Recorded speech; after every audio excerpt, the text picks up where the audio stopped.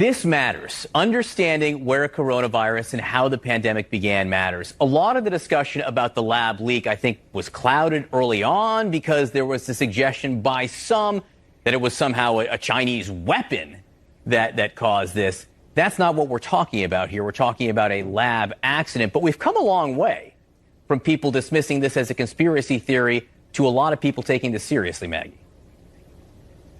We have, John. And look, I do think it's important to remember that part of the issue when this was first being reported on and discussed back a few months after the pandemic had begun was that then President Trump and Mike Pompeo, the Secretary of State, both suggested they had seen evidence that this was formed in a lab, and they also suggested it was not released on purpose, but they refused to release the evidence showing what it was. And so because of that, that made this instantly political. I think that it was, example 1000 when the Trump administration learned that when you have burned your own credibility over and over again, people are not immediately going to believe you, especially in an election year. However, that does not mean it's not worth discussing. There has been a sort of persistent, albeit relatively quiet, focus on whether that was the origin of the virus, and it is compounded by the fact that there have not been clear answers from Chinese officials about it, and that investigators trying to find out the origin have been stymied. So I do think we're in a different period of this, John, but I also think it's important to remember because I think it's getting reframed in a way that's just not true to what happened. I don't mean here.